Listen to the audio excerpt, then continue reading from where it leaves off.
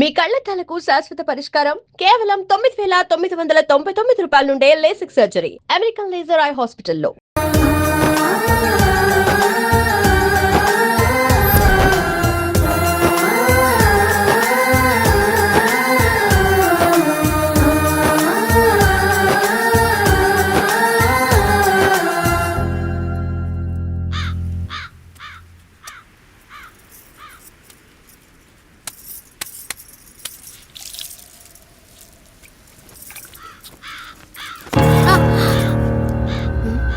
ఏంటి నువ్వు చూసుకోలేవా? అయ్యో చూసుకోలేదండి, ఈసారి ఖచ్చితంగా చూసుకొని గుర్తాను. మీరు వెళ్ళండి.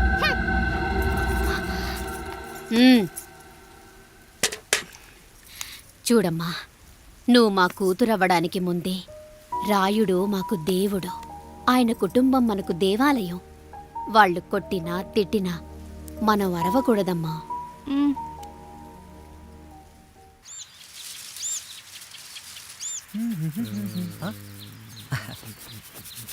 ఏంట్రా మిట్ట మధ్యన కసికసిగా పడుతోమెత్తున్నావేటి? మీకేంట్రా పెళ్ళిళ్ళయ్యే? పెళ్ళయ్యే కానీ కానీ కానీ హే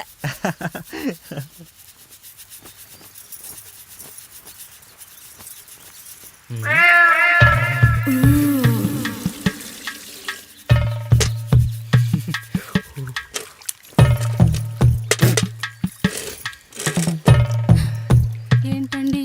నీళ్ళు కావాలి.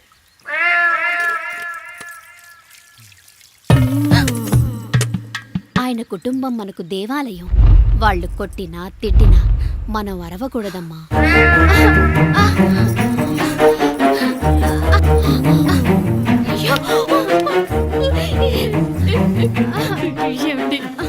ఏదో ఒకటి చెయ్యండి మీరు.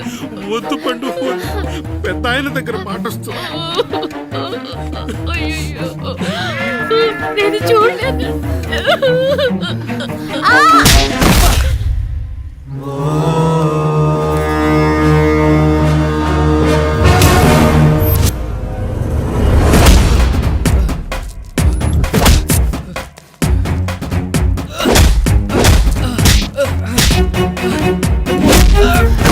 అయ్యో అన్నయ్య అన్నయ్య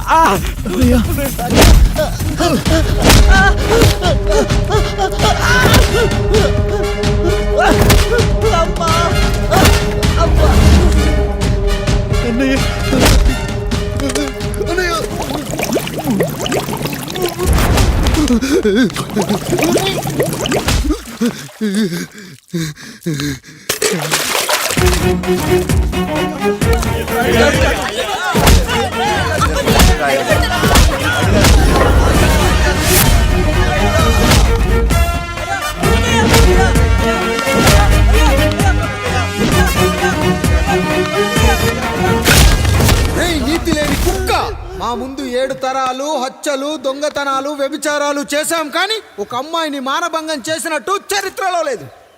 ఈ వంశంలో మొట్టమొదటిసారి ఎవ్వరూ చేయని పని నువ్వు చేసి గొప్పోడివైపోతే మేమంతా చూస్తూ ఊరుకుంటామనుకున్నావా?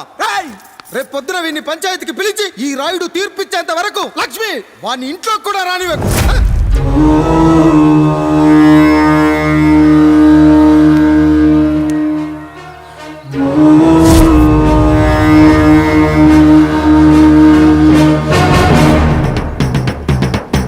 ఇందు మూలంగా 50 మందికి తెలియజేయడం ఏమనగా, పెదరాయుడు గారి కుమారుడు ఆయన తన ఇంట్లో పనిచేసే కాముడు కూతురుపై మానభంగ ప్రయత్నం చేసినందున రచ్చబండ దగ్గర తీర్మానం చేయబడింది.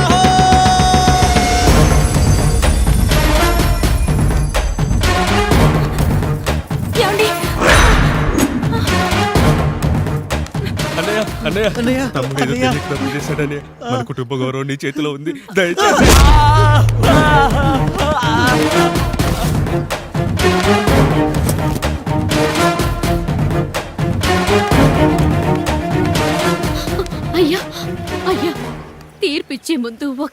ఆలోచించండి అయ్యా.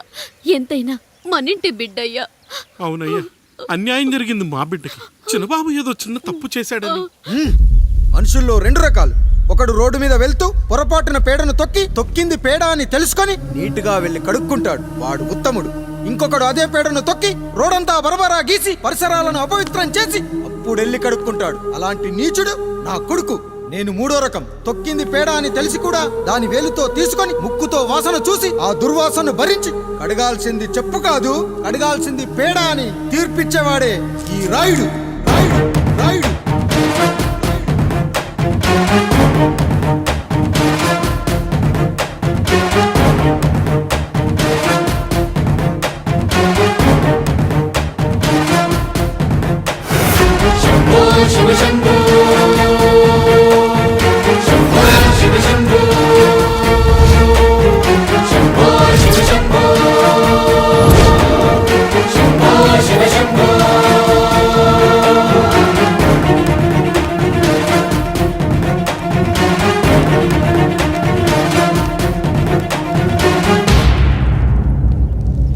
అయ్యా, మీ కుటుంబానికి ఈ పరిస్థితి వస్తుందని అస్సలు ఊహించలేదయ్యా.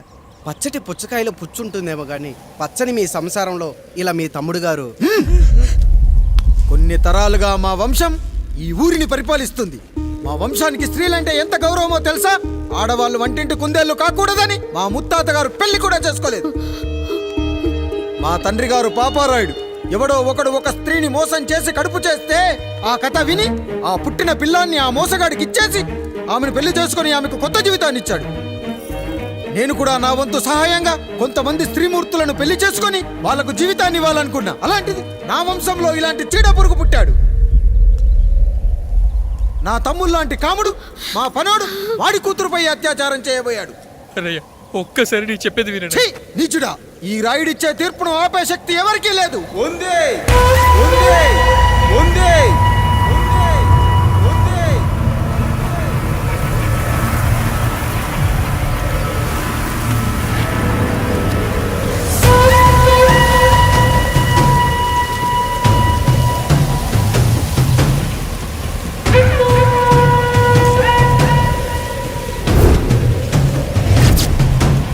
గుర్తుపట్టావా పెదరాయుడు?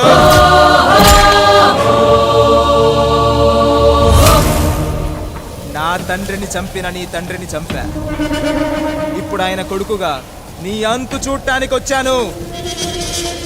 ఊరికి నీతులు చెప్పే నీ భాగవతం బయట పెట్టడానికి ఏ శక్తి నిన్ను ఆపబోతుందో చూపెట్టడానికి అసలు సిసలైన మగాడు అడుగు పెట్టబోతున్నాడు.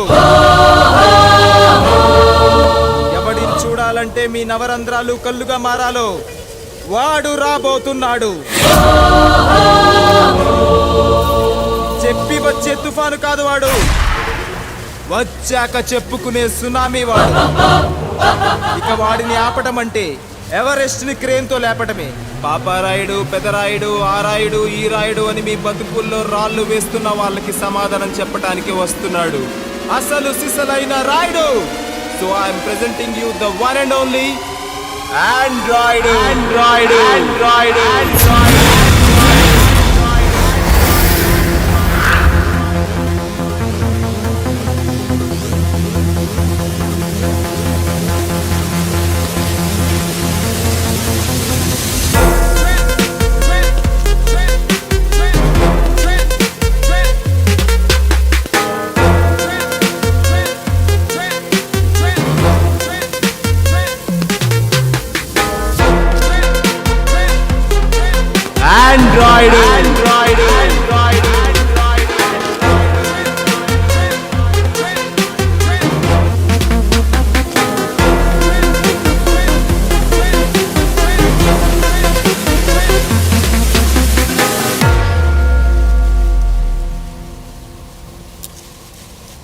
అమ్మా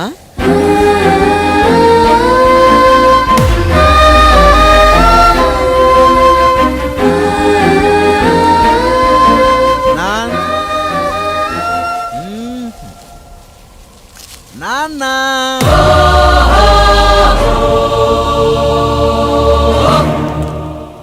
అసలేం జరిగిందో నువ్వు చెప్పమ్మా.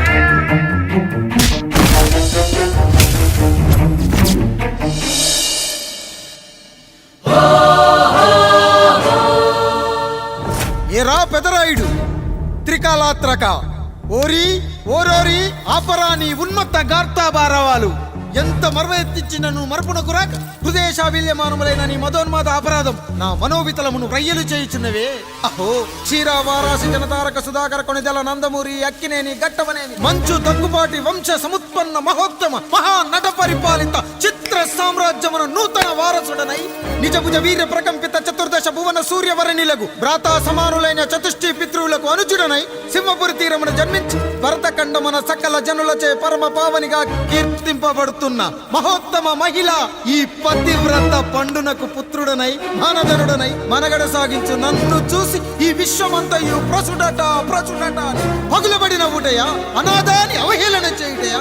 అహో తన సుతులతో దూడగు నన్ను పుత్రుడుగా సంభావింపక సన్మానింపక పితృధర్మ పరిదక్షుడై లజ్జా విముక్తుడై ఈ కపట పదరాయుడు నన్నేల వివాసుని సేవలే. అవునులే అశుద్ధ స్వరూపుడగు రాయణకు ఎగ్గేమి సిగ్గేమి వంతు వంతున ఆలికి ముందు కాలిని పరిభోగించిన పర్యంతము రచ్చన కర్పించుతో పచ్చ పచ్చ వైభవంలో తేలించు వీడు తన ఇంట ముగ్ధదాసి సాంగత్యమున నన్ను కని తజించినంత మాత్రమున నేనేలా కటకట పడవాలి. ఊర కుక్క ఉచిత ఉచిత జ్ఞానముతో సంభోగించిన సరిపెట్టుకుంటున్నా ఈ లోకమున మూయ మూకుడుండునా అయినను దుర్వ్యాజమున సాగించు అవివేక న్యాయ విచారణ అని తెలిసి మేమేలా రావాలి వచ్చితివి పో విచక్షణాపేతమై సర్వత్ర కామ కలాపాలు సాగించి ఈ శునకమ్ము ఇచ్చట ధర్మ విధేతగా ఏలా ఉండవాలి. ఉండినాడు పో వృక్షమునకు వత్తము కట్టిన విదుక్షాపేక్ష కలిగి తన పరభేదములను మర్చి విచక్షణ రాహిత్యముతో అట్ట సంభోగమునకు పాల్పడు ఈ త్రాపి ఉన్న చోట మా మాతృమూర్తి ఏలా ఉండవాలి. ఉండినది పో సజీవ భూచర మేష గోప సారూప్య మానవ సంచారిక విధానమున కాలవాలమగు ఈ గ్రామమున మేమేలా కాలు మోపవాలి. మోపితిమి పో సకల రాజాను కోటిర కోటి సంక్షిప్త రత్నం ప్రభ నీరాజితంబగు మా పాద బద్దములేల అపభ్రమణం చెందవాలి. ప్రతీకారేచ్ఛతో గ్రామమున పాదం మోపిన మమ్ములను ఈ గ్రామ సింహముతో సమరూపిణి అని అనుమానించి అసలితని జన్మరహస్యమేమన్న జుగుప్సాభావంతో ఈ జనుల కల్లేలా చూడవలే నోరేలా వాగవలే చెవులేలా వినవలే. ఆ విధి హతవిధి ఆ జన్మ శత్రువు ఏనని అనుమానించుచునే అరుదించిన మమ్మ అవమాన బడబానా జ్వాలలు దగ్ధమునర్చుచున్నవమ్మ. విముకుని సుముకుని చేసి మమితకు విజయము చేయించిన నీ విజ్ఞాన విశేష విధాదిత్యము ఏమైనవి తల్లి. రాయుడు కృతావమాన మానసుడనై మానాదిమాన వర్ధితుడనై మర్యాదపూర్వకముగా అనుటయా లేక ఈ నా జన్మకారకుడైన ఈ నిరక్షర కుక్షుని క్షమించి వదిలేయుట ఇచ్చి కామాంధ వృద్ధులపై పగ సాధించలేమన్న మహోపేక్ష మా పైన వేరొకటియా ఏది కర్తవ్యం మనుటయా వీడందు చూసుటయా. రాయుడు నీకు క్షమాభిక్ష పెట్టుటకు మా అంతర్కరణం అంగీకరించుటలేదే. ఈనాయందు ప్రవహించు రుధిరము నీదే కదా నీదే అని విర్రవీగుతున్న ఈ జనం ధనం భోగ వ్యోగం నీ నుంచి అపక్రమించి నిన్ను వివస్థలో గావించి మార్గ పదమధ్యమున సంసర్గ ముగ్ధుడ గావించదను. Pedarayudu time is over and right time starts now start now.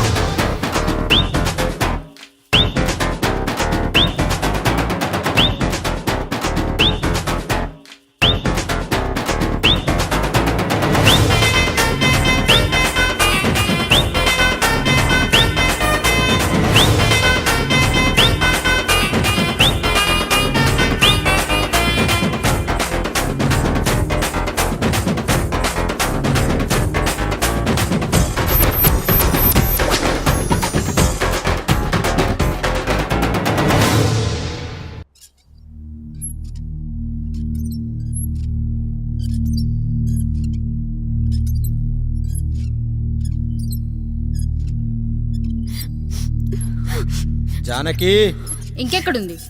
అక్క వెళ్ళిపోయిందండి. పాలక పాలేరుతో అండి. వెళ్లే ముందు ఉత్తరం రాసిచ్చింది, చదవమంటారా? ఏముంది అక్కడ చదవడానికి? మీ మనసులో చాలా మంది ఆడవాళ్ళకి ఖాళీ ఉందేమో కానీ బెడ్రూమ్ లో మంచంలో మట్టికి ఖాళీ లేదండి, అందుకే పోతున్నా అని రాసుంటుంది. అంతేనా వదినా? నువ్వుండు. అమ్మ ఎంత పరువు తక్కువ, ఎంత పరువు తక్కువ. ఎవరి గదులో వాళ్ళు తలుపులేసుకోమని కేకలేశారు, మరిదిగారు చెయ్యేశారని తరిమేశారు. పరువు ప్రతిష్ట మన ఇంటికేసిన సొన్నం అన్నారు. తీరా చూస్తే పని మంచితో సరసం సంతానం.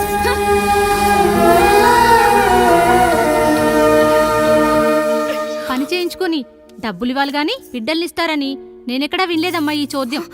ఇంకా మీరు ఆపుతారా? మీరేంట్రా ఏం మాట్లాడరు? ఏం మాట్లాడాలమ్మా? తమ్ముడు తప్పు చేశాడని పట్టుకుని కొట్టారు. అదే తప్పు ఆయన గారు చేస్తే మాత్రం ఆయన ఒక్క మాట కూడా అనకూడదా? అంటే అమ్మా, రేపు ఎప్పుడైనా మాకు కూడా ఇంకో ఫ్యామిలీ పెట్టుకోవాలని కోరిక కలిగినప్పుడు అప్పుడు నువ్వు చేసిన పనే మేము చేసావునైనా అని చెప్పడానికైనా ఇప్పుడు మాట్లాడాలి కదమ్మా.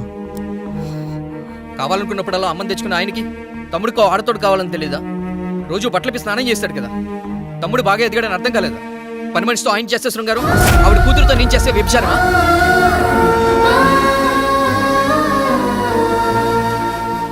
మాట్లాడవేంట్రా కాముడు? నువ్వు కూడా నా చొక్కా పట్టుకొని అడగరా? బాబుగారు అడగరా? అడుగు. నా భార్యకు పుట్టిన బిడ్డ నీ పోలికలతో పుట్టాడు, ఏం చేసావని అడగరా? బాబుగారు అడుగు. ఏమడగమంటారు బాబుగారు? నాకు మీ తమ్ముళ్ళకున్నంత జ్ఞానం లేదు. మా ఇంట్లో ఉండేది 4, కానీ బాత్రూంలో ఉండేది సబ్బు బిళ్ళ ఒక్కటే. నేను స్నానం చేసిన తర్వాత నా భార్య కూడా ఆ సబ్బుతోనే స్నానం చేస్తుంది. నా భార్య ముట్టుకుందని సబ్బు బిళ్ళ మీద కోపడతామా? ఆ బిళ్ళ కరిగే వరకు, మా మురికి వదిలే వరకు మీరేనయ్యా మా సబ్బు బిళ్ళ. మీ గేదెల్ని కడిగితే తప్పులేని నా పిల్లాని చేతులు మిమ్మల్ని ముట్టుకుంటే మాత్రం తప్పుంటున్నారే. వీళ్ళ ఉద్దేశంలో మీరు పశువు కంటే హీనమనా? ఏమిటి అన్యాయం? నా వరకు ఆ బిడ్డ నా దేవుడిచ్చిన ప్రసాదం. అది పూజారి ఇచ్చాడా ఇంకోటి ఇచ్చాడా నాకు అనవసరం. అయినా పూజారి పొంగలి పెట్టకపోతే దేవుడి మీద కోపం ఎందుకయ్యా?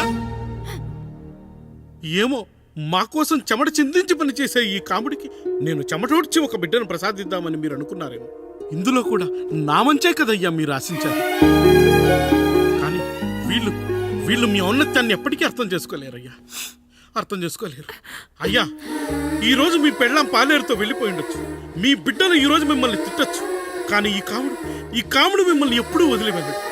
మీ చావును ఈ కళ్ళతో చూసే వరకు మిమ్మల్ని వదిలిపోడయ్యా, వదిలిపో. మీరే మా దేవుడు, మీరే మా దేవుడు, మీరే మా దేవుడు, మీరే మా దేవుడు.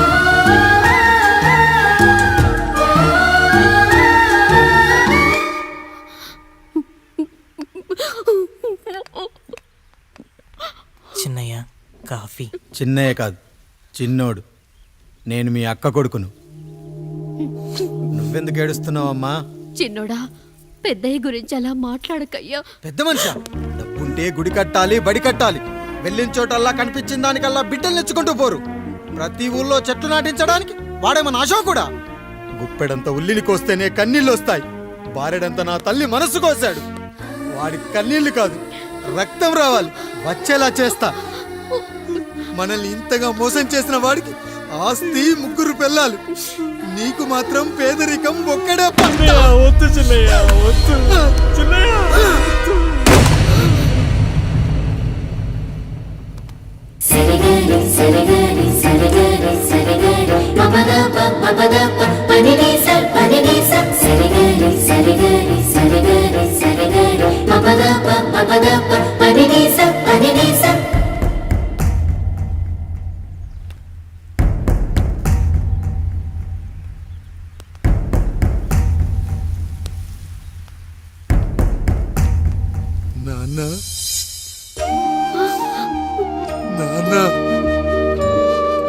బాబుగారు, బాబుగారు కాదు నాన్న, నేను నీ బాబు నాన్న.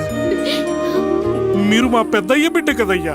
కష్టపడి రైతు దుక్కి దున్ని కోత కోస్తే విత్తనాల ఫ్యాక్టరీ వాడొచ్చి ఈ పంట నాది అంటే ఒప్పుకుంటావా నాన్న?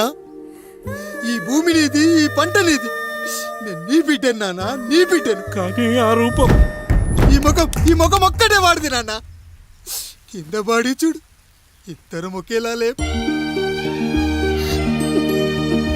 నేను నీ బిడ్డను నాన్న. బాబు, నాన్న, బాబు, నాన్న, ఒక్కసారి నన్ను ఎత్తుకో నాన్న.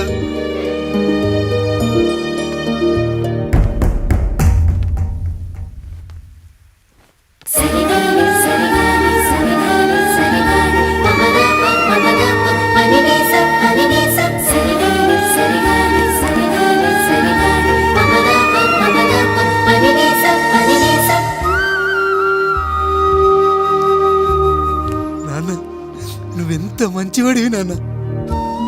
ఒకడు వాడిన టూత్ బ్రష్నే ఎవ్వడూ చేత్తో పట్టుకోడు. అలాంటిది నువ్వు నోట్లో పెట్టుకుని తిరుగుతున్నావు. అమ్మ ఎంత అదృష్టవంతురాలు నాన్న, ఎంత అదృష్టవంతురాలు. చాలు బాబు, ఇది చాలు. చాలదు నాన్న, ఆ రాయుడు లెక్కేంటో తేలుస్తా. మన కుటుంబాన్ని ఇంత క్షోభ పెట్టిన ఆ రాయుడిని వదలనానా, వదలా. వాడంతేదో చూస్తా.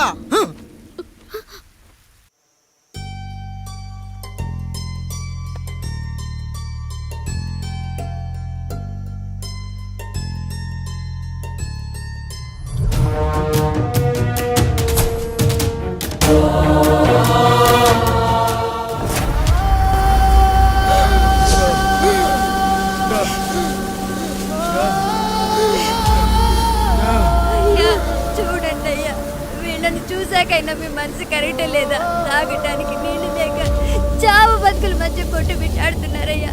పచ్చగా ఉండే ఈ ప్రాంతానికి ఏం దిష్టి తగిలిందో ఏమో, భూమిలోనే కాదు మా కళ్ళల్లో కూడా నీరు ఇంకిపోయేలా చేశాడా దేవుడు. ఈకంతా మీ చేతుల్లోనే ఉందయ్యా. చూడమ్మా, వర్షాలు లేక కరువుతో రాష్ట్రం కష్టాన్ని కూడా అరువు తెచ్చుకుని బతుకుతుంది. నా కాళ్ళ మీద పడితే ఏమీ రాదు, పైనుండి వర్షం పడాలి. అయ్యా మినిస్టర్ గారు, మీరైనా ఏదో ఒకటి చెయ్యండి అయ్యా. నేనేం చేయనమ్మా, ఇక దేవుడే మిమ్మల్ని కాపాడాలి. ఎవడొస్తాడే మిమ్మల్ని కాపాడడానికి? ఎన్నాళ్ళు అడుగుతారా ఎవడొస్తాడు, ఎప్పుడొస్తాడు, ఎక్కడి నుంచి వస్తాడు అని? పేదవాడికి కష్టం వచ్చినప్పుడల్లా ఇదే మాట. 70 ఏళ్లుగా హీరో రావాల్సి వచ్చినప్పుడల్లా ఇదే మాట. ఇంకా ఎన్నెళ్ళు అడుగుతారా ఎవడొస్తాడే మిమ్మల్ని కాపాడడానికని? మీరు మమ్మల్ని అడగటం, వస్తాడ్రా అని మేము మీకు చెప్పడం. అయినా సరే మళ్ళీ మీకోసం ఇంకోసారి చెప్తున్నాను, వస్తాడు, వస్తాడు. ఆకాశాన్ని చింపుకుంటూ వస్తాడు, నేలను పగలగొట్టుకుంటూ వస్తాడు. ఎవడు? దేవుడు. దేవుడా? రాయికి వరమిచ్చిన రాముడి దేవుడైతే, ద్రౌపదికి చీరిచ్చిన కృష్ణుడి దేవుడైతే, ఈ ఊరికి ఆయనే దేవుడు. ఆ దేవుడికి ఇంకో పేరే రాయుడు, పాపారాయుడు, పాపారాయుడు.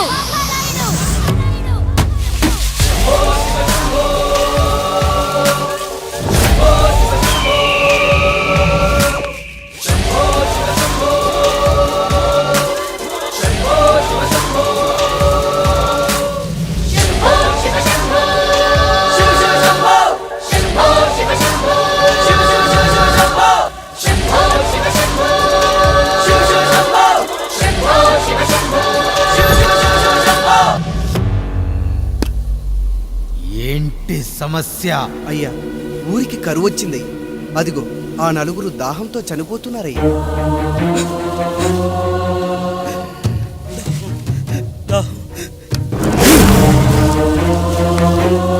పాపారాయుడు తీర్పు ప్రకటిస్తున్నాడు. ఈ గ్రామం ఇంతకు ముందెప్పుడు ఎదురవ్వని సమస్య. అందుకే ఈ సమస్యని నా సర్వేంద్రియాలను కేంద్రీకరించి, నవరంధ్రాలను బిగించి ఆలోచించి ఈ నా తీర్పు ప్రకటిస్తున్నాను. దాహంతో అలమటిస్తున్న ఆ నలుగురికి వెంటనే బావులు తవ్వించి వాళ్లకు నీళ్ళివ్వండి. అంత సమయం లేదయ్యా. మరో 5 నిమిషాల్లో వారి చేత నీళ్లు తాగించిపోతే చచ్చిపోతారయ్యా. పూజారి, మరేంటి ఇప్పుడు దీనికి పరిష్కారం? నృత్యం. సంగీతానికి శిలలు, నృత్యానికి మేఘాలు కరుగుతాయని శాస్త్రం చెబుతుంది. ఆ నాట్యానికి ఆకాశం కరిగి వెంటనే వర్షం పడాలి. అందుకు ఆ నటరాజైన శివుడే మార్గం చూపించాలి.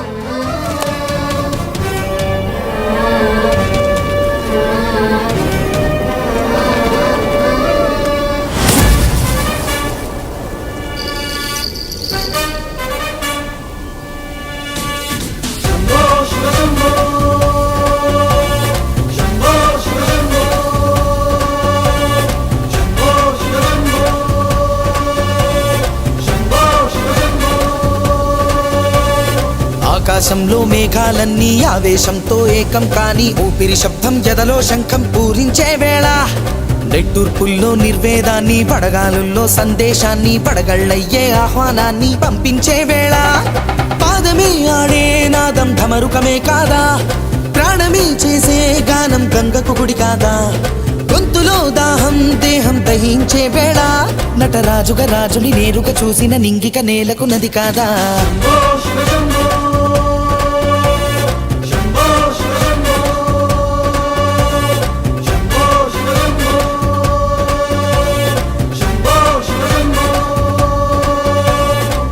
విషం విషమైతే గళమే సిద్ధం అని చెప్పే శివతత్వమే.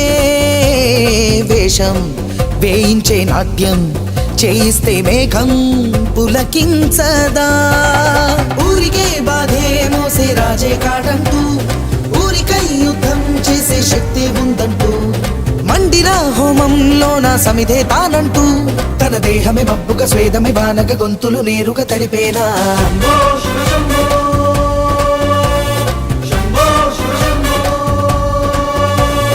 బాధను మండే గుండెకు నేనున్నానంటూ గొంతులో కరణం నేనే మోస్తాలే అంటూ అమృతం పంచే తీరు చూస్తూ ఊరంతా తన మాటని గీతగా చేతని లీలగా దేవుని తీరుగా కొలిచేలా.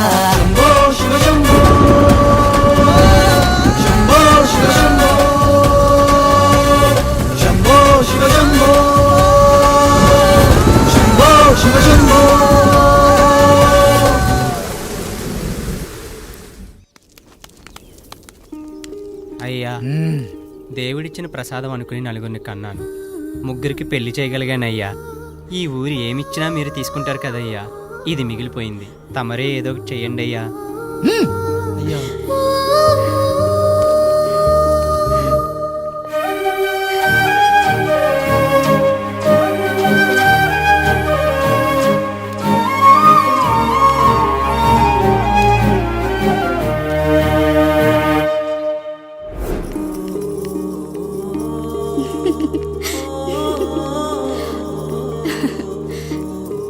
ఈ ఇల్లు, ఆస్తి, ఇంత గొప్ప భర్త, పిల్లలు, చాలా ఆనందంగా ఉందండి.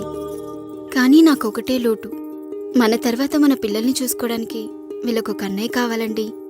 అచ్చం మీ పోలికలతో వీళ్ళకొక అన్నయ్యని కందామండి. నువ్వు అడిగితే కాదనగలనా?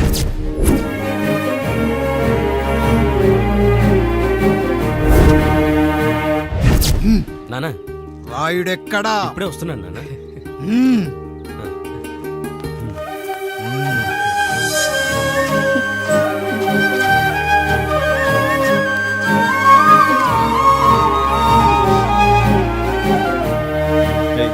చూడరా, మీ అన్నం మీద పగ తీర్చుకోవడానికి నీకు ఇదే సరైన సమయం. పర్లేదంటావా? ఏం పర్వాలేదు అయ్యా. ఎరా రంగా, ఏం కావాలో అడగరా. నీకంటూ ఏమి ఇవ్వలేదు, నువ్వు ఏమి అడగలేదు, చెప్పరా. మా అన్నకు నాకు పడట్లేదయ్యా. తోడ పుట్టినవాడని చాలా సహించాను, అడ్డమైన దానాలు చేసి ఆస్తి మొత్తం పోగొట్టాడు. ఇప్పుడేం కావాలరా? కొద్దిగా ఈ కత్తి తీసుకొని వాడిని చంపి పెట్టండి అయ్యా.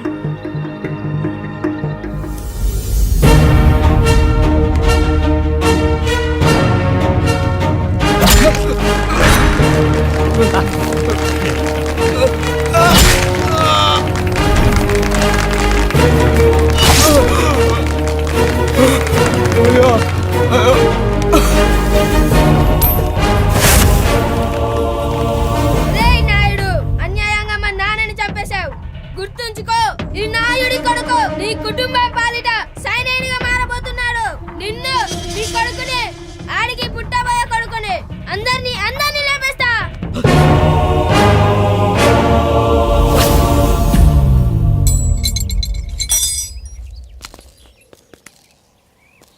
ఏం జరిగింది? మీరు హత్య చేసినట్టు ఇప్పుడే సమాచారం అందింది. తగిన సాక్ష్యాధారాలు పరిశీలించిన పిమ్మట మీకు యావజ్జీవ కారాగార శిక్ష, 2000 రూపాయల జరిమానా విధిస్తూ అరెస్ట్ చేస్తున్నాను. అయ్యగారు నా కోసం చేసిన త్యాగాన్ని హత్య అంటుందా మీ చట్టం? ఇదెక్కడ న్యాయం? మనిషికి ఇచ్చిన మాట నిలబెట్టుకుంటే అరెస్ట్ చేస్తారా? ఏ దేశంలో ఉంది చట్టం? నన్ను ఏం చేయమంటారు రాయుడు గారు? 9వ తరగతి చదివి ఊర్లో గాలికి తిరుగుతున్నా నన్ను మీ మనిషి ఒకడు పోలీస్ స్టేషన్లో ఉండాలని నన్ను ఎస్ఐ చేశారు. సాటి మనిషిని స్వేచ్ఛగా హత్య చేసుకోవాలని దౌర్భాగ్య స్థితిలో బతుకుతున్నాం మనం. మీరు చేసిన ఈ గొప్ప పనిని అర్థం చేసుకునే సంస్కారం, విజ్ఞత, విజ్ఞానం మాకు లేవు సార్, మాకు లేవు.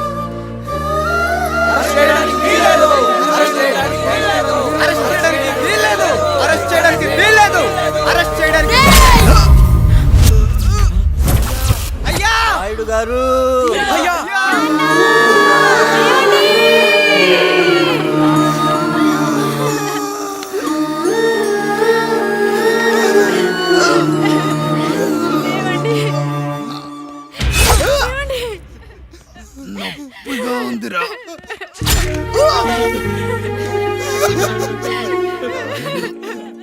సుధా, నేను లేకుండా ఎలా ఉండగా?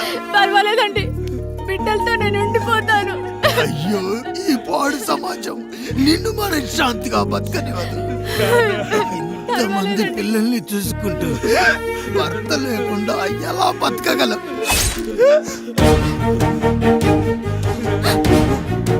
వద్దండి.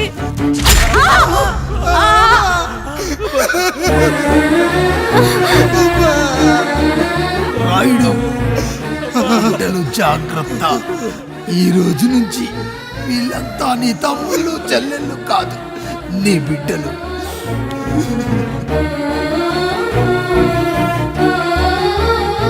ఎక్కడికి వెళ్ళనరా.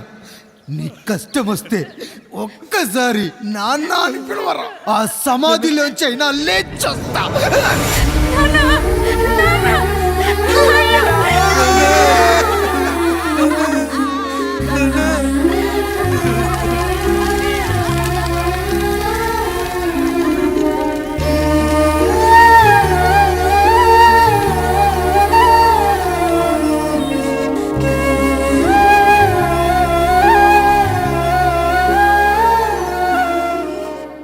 ఇందు మూలంగా 50 మందికి తెలియజేయనిదేమనగా, ఊరికి కొత్తగా వచ్చిన యాండ్రాయిడ్ తన తండ్రి పెదరాయుడు అని ఆస్తిలో వాటా పంచమని రచ్చబండిని ఆశ్రయించడం వలన గ్రామ పెద్దలందరూ రేపు 11 గంటలకు రాయుడు గారి ఇంటికి రావాల్సిందిగా కోరుతున్నాము.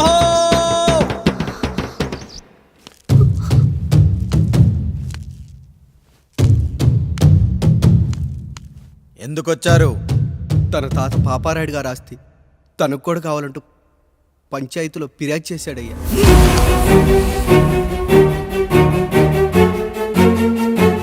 మస్తా గారు, ఆ దస్తావేజులు ఇవ్వండి. అయ్యా, మరి మా సంగతి ఏంటి? అడగరేంటి? అవునన్నయ్య. ఈరోజు మీ పన్మేష్ కొడుకొచ్చాడు, రేపు ఆ పాలదం కూతురు వస్తుంది. ఇలా వచ్చినోళ్ళంతా మీ సంతానమేని తెలిసాక అదిగో ఆ కాముడు చెప్పినట్టు మా ఆయన వాటా కిందో బాత్రూము, నాకో సబ్బు బిల్ల, నా పుట్టబోయే బిడ్డకో బొట్టు బిల్ల, ఇదే మిగులుతుంది. అయినా ఊరి జనాభా కన్నా అన్నయ్య పిల్లల సంఖ్య ఎక్కువైపోతుంది. వాళ్ళందరూ ఇంటి మీదకి వచ్చే లోపు మా ఆస్తి మాకు ఇచ్చేస్తే మా బతుకులు మేము బతికేస్తాంగా. అవునన్నయ్య, మా ఆస్తి మాకు కావాలంతే. ఎవరిని పట్టుకుని ఏం మాట్లాడుతున్నారయ్యా? ఉన్నప్పటి నుంచి ఆయన మిమ్మల్ని సాగుతూ ఉన్నారు. ఈ రోజు పెరిగి పండయ్యాక మా దారి మేము చూసుకుంటా ఉండడం న్యాయం కాదయ్యా, న్యాయం కాదు. ఏ ఆయన నీకో కొడుకునిచ్చాడా? వాడి పేరేంటి? ఐఫోనా? ఎరా, ఆస్తి కావాలా? 4 బ్రష్లతో తోముకుంటే ఎక్కడ విడిపోతామో అని నా బ్రష్ టూత్ పేస్ట్ నీకు త్యాగం చేసినప్పుడు అప్పుడు అడగాల్సిందిరా, అన్నయ్య ఆస్తి కావాలి అని. ఎరా, నేను వాడిపారేసిన లంగోటాలు మార్చి మార్చి చొక్కాలు చేతిగుడ్డలుగా వాడారే, అప్పుడు అడగాల్సిందిరా, అన్నయ్య ఆస్తి పంచు అని.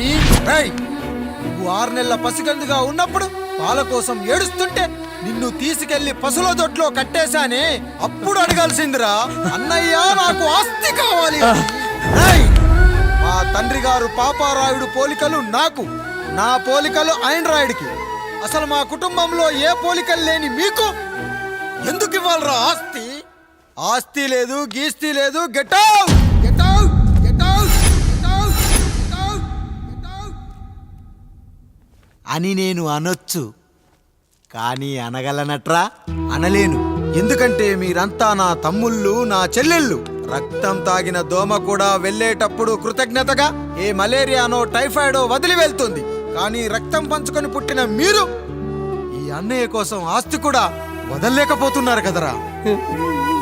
గుమస్తా గారు, నా యావదాస్తి నా తమ్ముళ్లకు చెల్లెళ్లకు వాళ్ళ పేర్ల మీద రాయండి. నాకు చిల్లి గవ్వ కూడా అక్కర్లేదు. ఇక ఈ ఇంటికి నాకు ఎటువంటి సంబంధం లేదు. లక్ష్మి, సావిత్రి, మీ చీరలు విప్పేయండి. ఇక్కడికి వచ్చేటప్పుడు ఏ చీరలు కట్టుకున్నారో వెళ్ళేటప్పుడు కూడా అదే చీరలు కట్టుకోండి. వెళ్ళిపోదాం. దస్తావేజులు తీసుకురండి.